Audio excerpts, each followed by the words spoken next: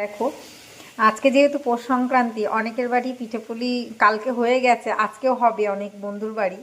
আজকে আমি একটু ট্রাই করছি চালের গুঁড়োর পুলি পিঠে। তো সবাই খেয়েছো, জানি না আমি যেটা করি সেটা তোমরা খেয়েছো কিনা, বাট আমি ওটাকেই ট্রাই করছি আর তোমাদের সাথে রেসিপিটা যতটুকু পসিবল শেয়ার করছি। প্রথমে জল দিয়ে দিয়েছি, দেখো কড়াইতে জলটা ফুটছে। এরপরে এরপর সামান্য একটু নুন দিয়ে দেবো জলের মধ্যে, দিয়ে জলটা ফোটাকালীনই ওর মধ্যে সুজিগুলো দিয়ে দেবো। দেখো,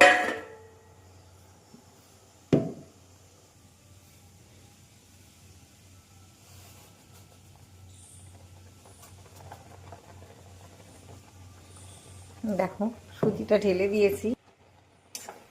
ওটাকে নেড়ে চেড়ে একটা ডোর বানিয়ে নিতে হবে। ডোটা বানিয়ে নিয়ে এর মধ্যে পুর ভরতে হবে। এবার তোমরা কে কিসের পুর খেতে ভালোবাসো, সন্দেশ না নারকলের পুর, সেটা আমাকে কমেন্টে সবাই জানাবে। এটাকে একটা ডো করে নিই। এবার দেখো, দুধ জাল বসিয়ে দিলাম একটাতে, আর এইদিকে আমার ডো রেডি। এই যে, এবার ওটাকে তোমাদের সাথে রেডি করে নিয়ে আসছি সামনে কুলিটা। দেখো, আমার পুলি পিঠে বানানো রেডি। এবার এটাকে ফুল কমপ্লিট করে তোমাদের সামনে আসছি।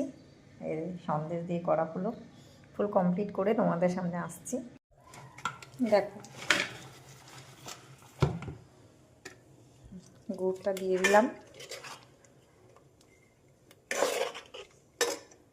দুধটা তো জাল দেওয়া হচ্ছে অলরেডি। এবার আমি গুড় দিয়ে দেবো, যেহেতু এটা সুজি দিয়ে করা, তার জন্য আগে গুড় দিয়ে জাল দিয়ে তারপরে এর মধ্যে সুজি দিয়ে বানানো, যেহেতু এই কুলি পিঠাটা, ওর জন্যে এটা সফট থাকবে। আর চালের গুঁড়োর হলে কি হতো, ওটা যদি তুমি দুধের সঙ্গে ওটাকে পরে মানে দুধের মধ্যে গুড় দিয়ে চালের গুঁড়োর ওই পুলিগুলো দিতে, তাহলে কি হতো, সেদ্ধ হতো না। এটা তো অলরেডি আগের থেকে সেদ্ধ হয়ে যাওয়া, তার জন্য এর মধ্যে এবার গুড় দিয়ে দেবো।